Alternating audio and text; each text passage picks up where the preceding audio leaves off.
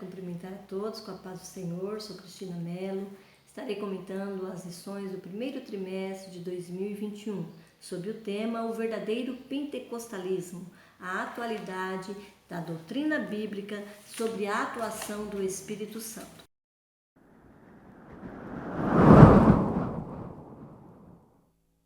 Já na primeira lição, nós vamos estudar sobre a pessoa do Espírito Santo. O comentarista do trimestre é o pastor Ezequias Soares. Vamos à leitura do texto áudio? Diz assim: E não entristeçais o Espírito Santo de Deus, no qual estáis selados para o dia da redenção. Efésios capítulo 4, versículo 30. Verdade prática: somente a Bíblia revela a verdadeira identidade e as obras do Espírito Santo, um tema que nós, pentecostais, vivenciamos. E a leitura bíblica em classe está no Evangelho de João, capítulo 14, versículos 16 a 18 e também o 26, capítulo 16, versículo 14. Eu te aconselho a fazer a leitura no Evangelho de João, dos capítulos 14 a 16. Será muito bom para entender melhor a lição de número 1 e a de número 2. Falar sobre a doutrina do Espírito Santo demanda tempo, também demanda a leitura de várias passagens das Sagradas Escrituras, porque a pessoa do Espírito Santo ela está bem presente na palavra de Deus, de Gênesis a Apocalipse. Já no início ali, em Gênesis capítulo 1, versículo 2, a presença do Espírito Santo está presente. E ela está presente também em citação no livro de Apocalipse, capítulo 22, 17, onde fala: o Espírito e a noiva dizem, vem. É o convite ali ao arrependimento, a que as pessoas busquem a Deus. Então a presença do Espírito Santo ela está em toda a palavra. No Antigo Testamento, o conhecimento acerca da pessoa do Espírito Santo, ela não é revelada nos textos de maneira, como que eu vou dizer, de maneira clara, mas o Espírito Santo ele está presente, já disse ali no livro de Gênesis, ele está presente na vida dos profetas, ele está presente na vida dos reis, ele é citado nos salmos, nos provérbios, ele é cantado em louvores pelos homens de Deus e não tem uma descrição da pessoa dele. A pessoa do Espírito Santo ela é descrita melhor no Novo Testamento com o advento do Messias, porque quando ele vai estar perto da sua morte, ele fala que enviaria o Consolador. E já ali, antes da sua morte também, ele pede que as pessoas vá em Jerusalém e esperem, lá no dia da festa de Pentecoste, a descida do Espírito Santo. Ele chama do Consolador e que eles seriam revestidos de poder. Esse revestimento é com o Espírito Santo, é o Espírito Santo que faz. Tanto é que no livro de Atos fala sobre a descida do Espírito Santo. Então, o Espírito Santo ele está presente em toda a Escritura, em todas as passagens. E é neste poder e é nessa efusão do Espírito no meio da igreja que nós caminhamos, que é o verdadeiro pentecostalismo. Nós caminhamos com a pessoa, com a ajuda da pessoa do Espírito Santo. E é por isso que fala que é importante nós estudarmos as doutrinas bíblicas e assim entender a presença dele em todos os momentos da nossa caminhada. Já aqui no primeiro tópico, o autor traz um estudo aqui sobre a revelação do Espírito Santo. No primeiro falando da sua divindade, no segundo da sua personalidade e no terceiro dos atributos. É interessante, importante lembrar aqui que os pais da igreja, aqueles homens estudiosos que trouxeram para nós as doutrinas, eles levaram vários anos, centenas de anos, para se chegar à verdade bíblica, revelado nas Escrituras sobre a pessoa do Espírito Santo. E nós estamos aqui com essa revelação nas mãos, que está nas Sagradas Escrituras, e podemos estudar. Então é um assunto complexo? É, mas com a ajuda dele, do Espírito Santo, nós podemos entender um pouquinho o papel dele na salvação, podemos entender um pouquinho dos seus atributos, podemos entender um pouquinho da sua personalidade e da sua divindade. Já no início aqui, falando da sua divindade, vamos deixar uma afirmação: o Espírito Santo é Deus.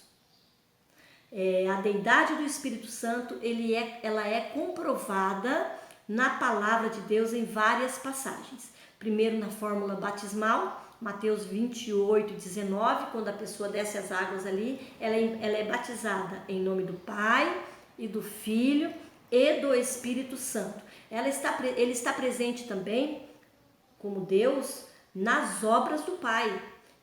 A gente vê Jó capítulo 33, versículo 4, Salmos 104, 30, Gênesis capítulo 1, versículo 2, Gênesis 1, 28. Ele também é chamado de Espírito do Senhor. Senhor aqui está se referindo a Deus, a Yahvé. Segundo Samuel capítulo 23, versículos 2 e 3. Segundo 2 Coríntios capítulo 3, versículos 17 a 18. O Espírito Santo também é chamado de Deus em 1 Coríntios capítulo 3, versículo 16, e é chamado também de Senhor em 2 Coríntios capítulo 3, 17. Então ele é chamado, tem uma referência com o Espírito do Senhor e é também chamado de Deus. Quando Ananias e Safira, naquela passagem em Atos capítulo 5, versículo 3, eles mentem ao Espírito Santo, Pedro os repreende dizendo que eles também mentiram a Deus. Então a pessoa do Espírito Santo, a pessoa de Deus, sendo ali a mesma, não é? O Espírito Santo de Deus também está na palavra citado como aquele que gerou Jesus, Mateus capítulo 1, versículo 20, Lucas 1, 35. E ele mesmo, sendo Deus, foi quem o ressuscitou dos mortos. 1 Pedro, está em 1 Pedro. E ressuscitará também a todos nós, Romanos capítulo 8, versículo 11. E sendo Deus também, foi ele que escolheu, é ele quem escolhe aqueles que lideram o rebanho do Senhor. Atos 20, 28. Ele também é autor do novo nascimento, do novo convertido, conforme João capítulo 3, versículos 5 e 6. Ele também regenera o pecador, Tito capítulo 3, versículo 5. E ele também é o responsável para distribuir os dons de acordo com a sua vontade, conforme 1 Coríntios capítulo 2, versículos 7 ao 11. Como ele faria todos esses, agiria desta forma, teria todos esses papéis na criação, na salvação, se não fosse Deus. O Espírito Santo, ele é Deus. Há abundantes provas da sua divindade. Os nomes por qual é chamado e os símbolos também revelam a sua deidade. Deixa eu trazer aqui alguns nomes pelo qual ele é conhecido. É o Espírito de Deus, o Espírito de Cristo, o Consolador, Espírito Santo, Espírito da Promessa, Espírito da Verdade, Espírito da Graça, Espírito da Vida, Espírito de Adoção. Seria importante você consultar aí uma teologia sistemática, se você tiver acesso, para você ver todos os versículos onde é citado esses nomes dele. E eu posso também estar deixando aqui na descrição do vídeo. Os símbolos também apresenta aí a pessoa do Espírito Santo. Quais são os símbolos? O fogo, o vento, a água, o selo, o azeite e a pomba. O selo ele já está citado ali no texto áureo. Selados, deixa eu fazer a leitura aqui. Selados para o dia da redenção. Esse selo é através do Espírito Santo. E também no texto áureo apresenta aqui Jesus, o Espírito Santo, como pessoa. Não entristeçais o Espírito Santo. Nós não vamos a pessoa não vai conseguir entristecer um vento, uma energia, como alguns definem o Espírito Santo. Mas nós podemos entristecer uma pessoa que pensa, uma pessoa que tem sentimento, uma pessoa que tem intelecto. Por quê? Porque o Espírito Santo, ele é uma pessoa. E por que é importante todas essas citações? Devido ao fato que eu falei anteriormente, de alguns o definirem como uma força, como um fogo apenas, né? O fogo é um símbolo do Espírito Santo? Ele é, mas ele é também uma pessoa que tem sentimento, que age, que é Deus e tem a sua autonomia.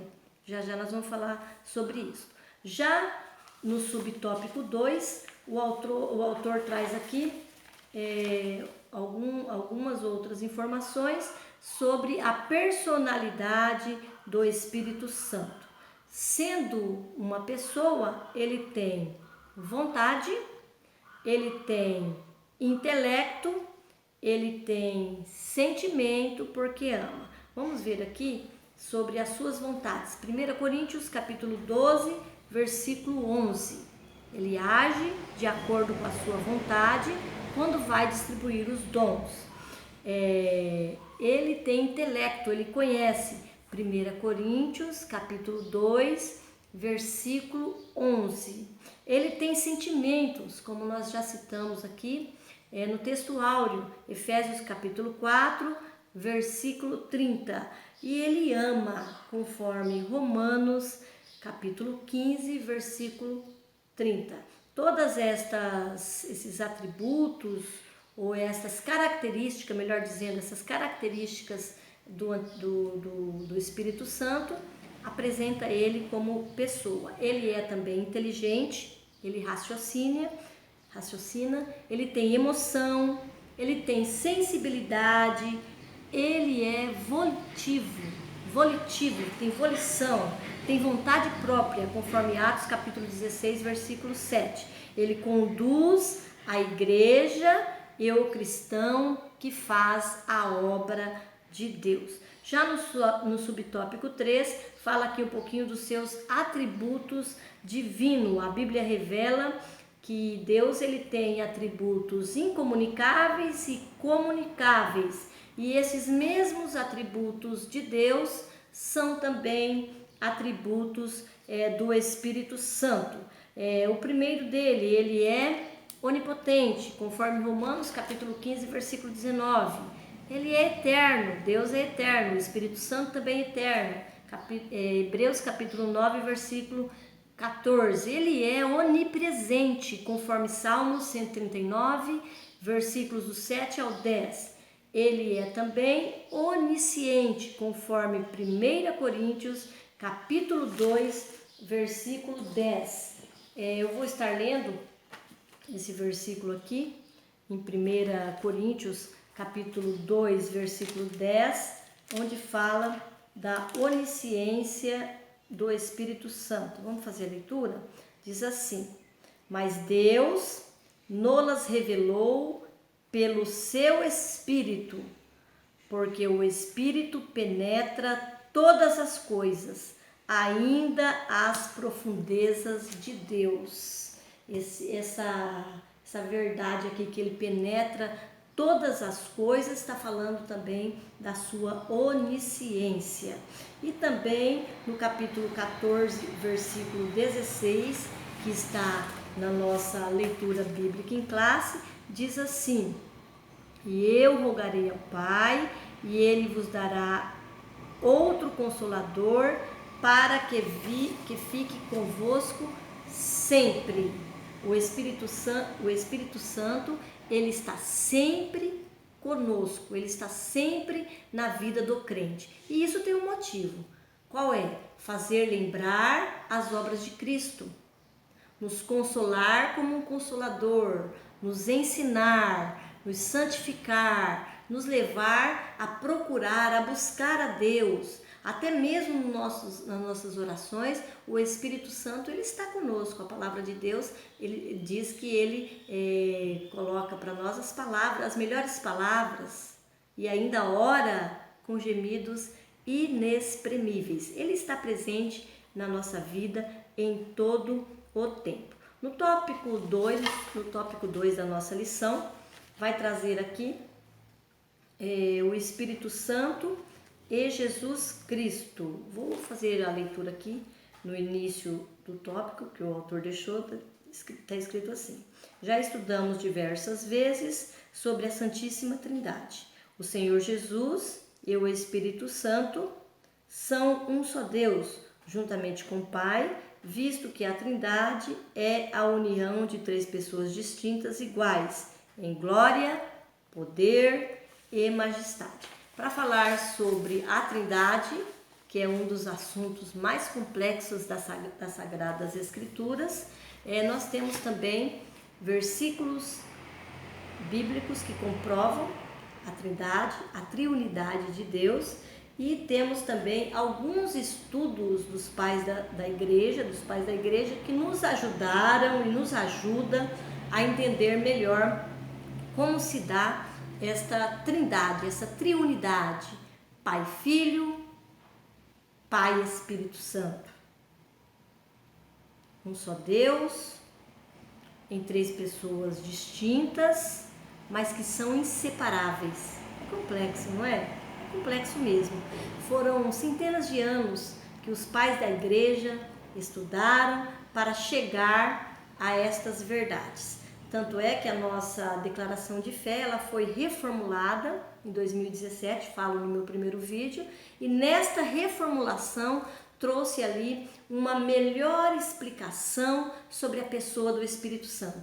Ela está bem presente na nossa doutrina. Eu estava dando uma olhada em vários pontos e capítulos citados ali nos 16 pontos, a pessoa do Espírito Santo.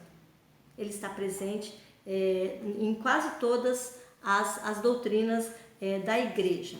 E o autor traz aqui para nós, já neste início, um termo chamado pericorese.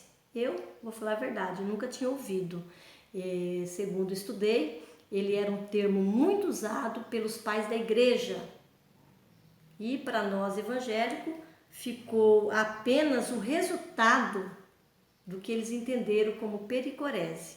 Eu vou contar aqui uma história que eu vi sobre esse termo, que eu achei tão importante e parece que trouxe para mim aqui uma melhor iluminação. Certo dia, um dos pais da igreja, João Damasceno, ele traz a história de como ele entendeu o mistério da Trindade. Ele estava ali lendo o Evangelho de João, provavelmente nesses capítulos entre o 14 e 16, onde fala bastante da pessoa do Espírito Santo, e ele não estava entendendo como era esta junção Pai, Filho e Espírito Santo, como que Deus, sendo único, conforme revela as Escrituras, Deus ele é o único Deus, Deus ele é único, a palavra de Deus ela deixa bem registrado isso, e é só a Ele que devemos adorar. Como que podemos colocar aí essas outras pessoas?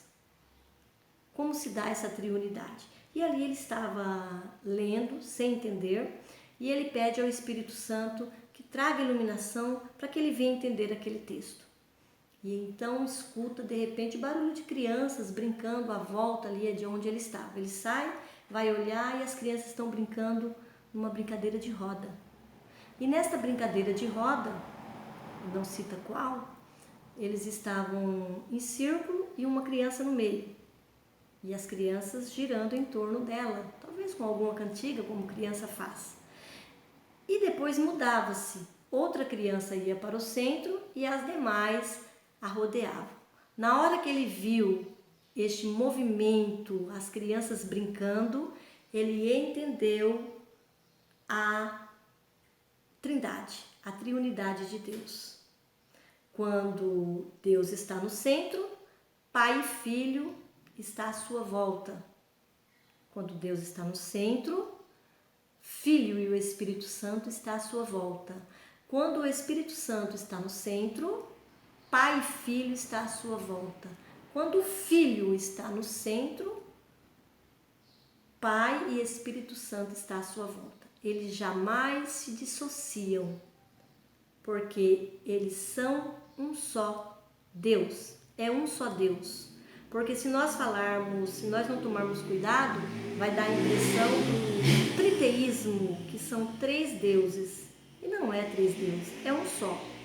Das 3 pessoas que agem de maneira diferente, mas que estão unidos em uma única verdade, em torno de um único Deus, em torno de uma única vontade. E aí, quando João Damasceno vê aquela cena, ele entende o mistério da Trindade e ele fala pericorese. E o que significa pericorese? Deixa eu pegar aqui meus estudos para a gente ver de onde vem esse termo. Pericorese, de perichoreses, que é um termo grego que descreve uma dança de roda. É isso mesmo, meus irmãos, descreve uma dança de roda, porque as crianças estavam brincando. Peri significa movimento circular, coreia, dança, coreografia. Então foi desta maneira, João Damasceno, observando aquelas crianças brincando, que ele entendeu os papéis na Trindade. Quando o Pai estava em evidência, ou seja, a criança que estava no centro da roda, o Filho e o Espírito Santo o apoiavam. Quando o Filho está no centro da roda, e as crianças, no caso, brincando ali, representava também no entendimento dele, o Pai e o Espírito Santo o apoiando. Quando o Espírito Santo está em evidência, Pai e Filho o apoiam. Então, eles são inseparáveis. Ele define como uma comunhão íntima entre as 3 pessoas. Uma comunhão tão perfeita que não sofre nenhuma interferência. Esta é a definição que João Damasceno deixou para nós sobre a Trindade. E a obra do Espírito Santo na Trindade é estabelecer o reino na obra do Filho. E tudo o que o Filho faz é para a glória do Pai. E o Pai glorifica o Filho. Isto é pericorese. Isto é esta comunhão perfeita entre as 3 pessoas da Trindade. Tem uma pergunta que nós sempre fazemos, que é: onde estava o Pai quando Cristo morria ali na cruz? Tem uma resposta. 2 Coríntios, capítulo 5, versículo 9. Eu poderia fazer a leitura, mas eu vou deixar para você consultar aí na sua Bíblia. E tem mais uma coisa importante ainda sobre esta comunhão da Trindade. Através do Filho, por meio da salvação oferecida a nós, e nós chegamos a Ele, nós somos inseridos nessa intimidade com o Pai, com o Filho, com o Espírito Santo. Quem fez isto? A obra salvadora de Cristo. Por meio do Espírito Santo, nós temos intimidade com o nosso Pai, que agora nos chamam de filho. Outros pais da igreja também trouxeram a sua definição. A de Atanásio está na nossa declaração de fé. Diz assim: a fé universal é esta, que adoremos o único Deus na Trindade, e a Trindade na unidade. Não confundamos as pessoas, nem separando as substâncias, pois uma é a pessoa do Pai, outra do Filho e outra do Espírito Santo, mas um só é a divindade do Pai, do Filho e do Espírito Santo, iguais em glória, eternidade e majestade. Basílio, outro pai da igreja, diz assim: o Pai, o Filho e o Espírito Santo igualmente santificam, vivificam, iluminam, confortam, efetuam tudo na mesma maneira. Assim, do mesmo modo, todas as outras operações são igualmente efetuadas nos santos, pelo Pai, pelo Filho e o Espírito Santo. Eles 3 são indissociáveis. Amém? Esta é o mistério da Trindade. E o que é mistério precisa ser revelado. Já está revelado nas Escrituras e precisa ser revelado aí também ao seu coração e também ao meu, que nessas lições eu já aprendi mais alguma coisa sobre a Trindade. Por isso que é importante nós estudarmos na escola bíblica dominical. João capítulo 17, versículo 5 diz assim, falando um pouquinho ainda deste relacionamento perfeito entre o Pai e o Filho. 17:5 diz assim: E agora glorifica-me tu, ó Pai, junto de ti mesmo, com aquela glória que tinha comigo antes que o mundo existisse.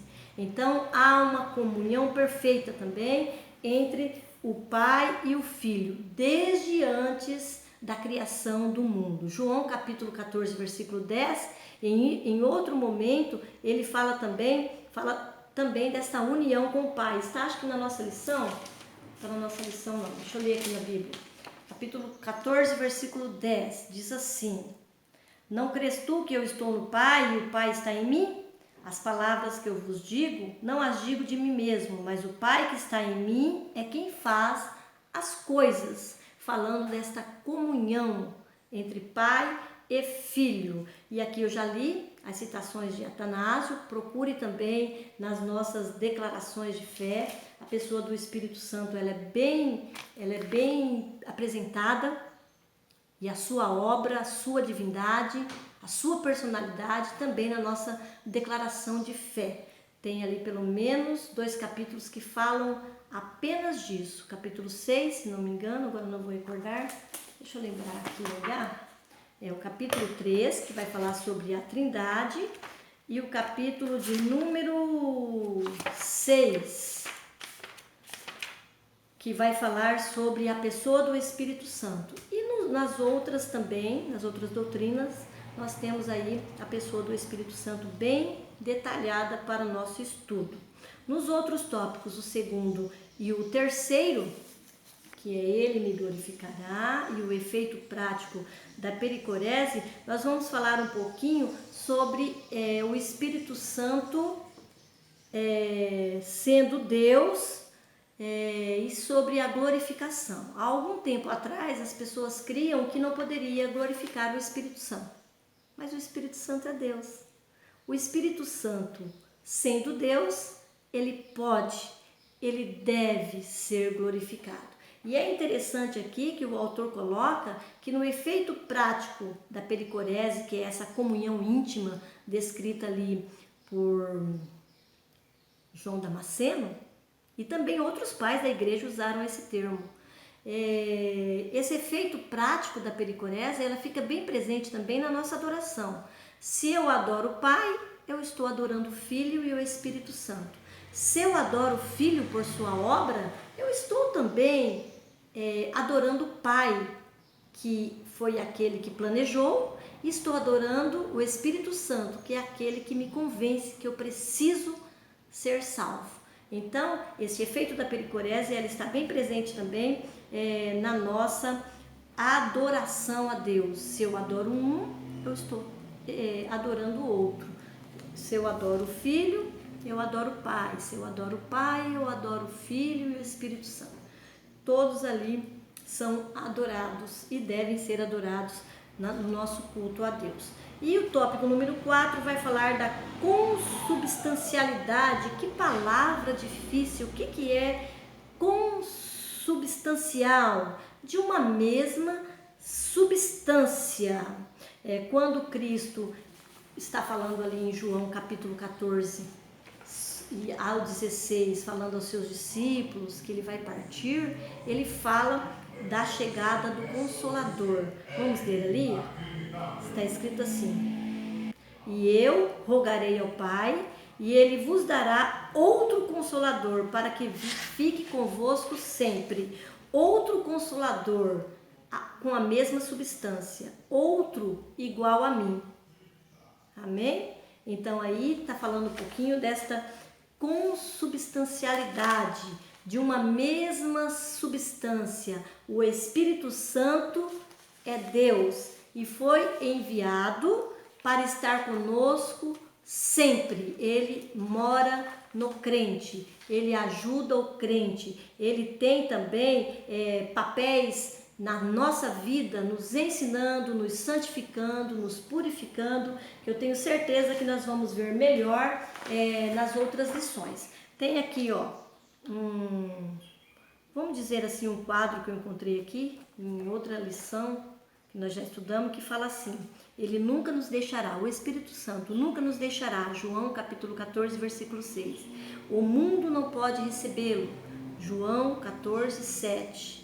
Ele vive em nós e conosco, João 14, 17. Ele nos ensina, João 14, 26. Ele nos lembra as palavras de Jesus, capítulo 14, versículo 26. Ele nos convence do pecado, nos mostra a justiça de Deus e nos anuncia o seu juízo contra o mal, João capítulo 16, versículo 8.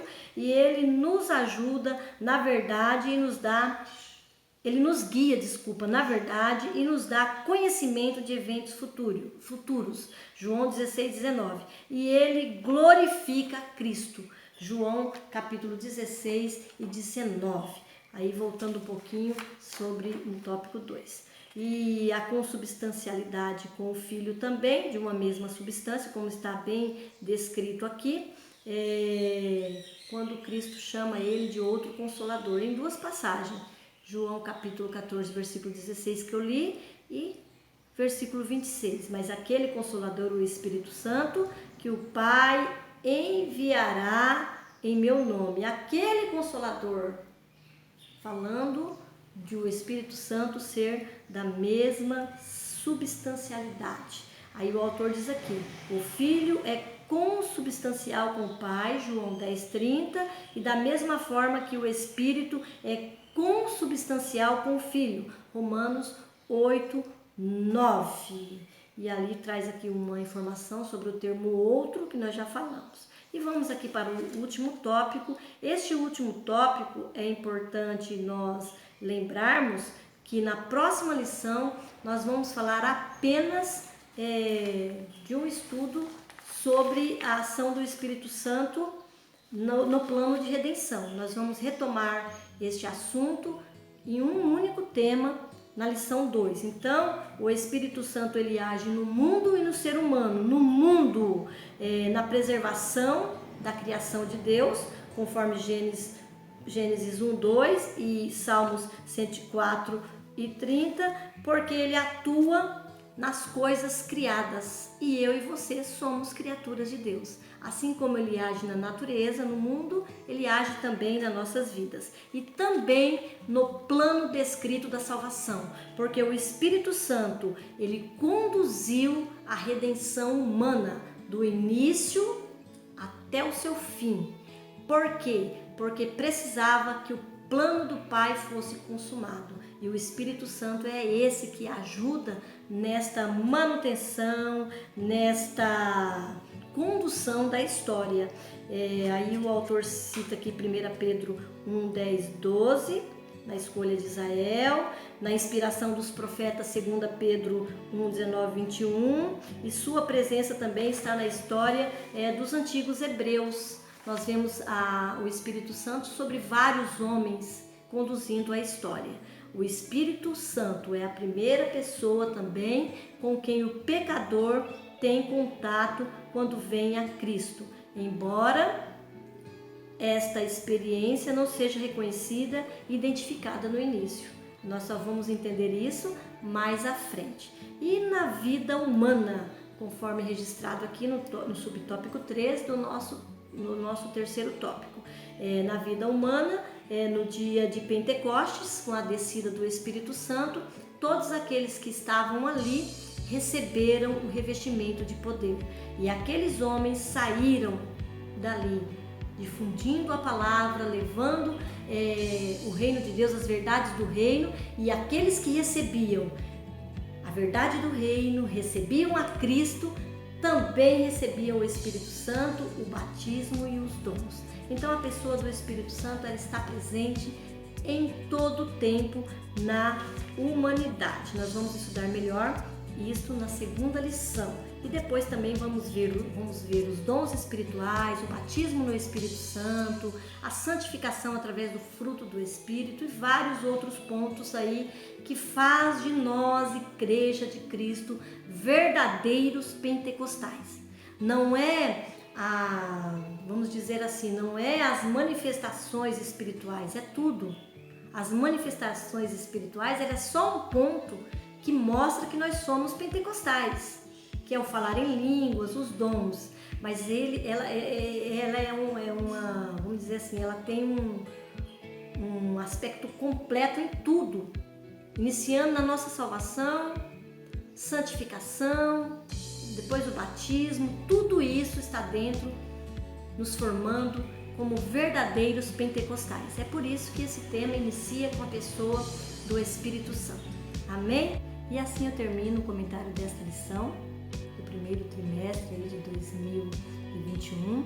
Te convido a frequentar a escola bíblica aí da sua igreja e que você seja um aluno frequente e aprenda aí com seus professores. Eu quero pedir a Deus a bênção dele sobre a sua vida, sobre a sua casa, a escola dominical, a sua escola dominical e a igreja a qual você pertence. Deus abençoe a todos.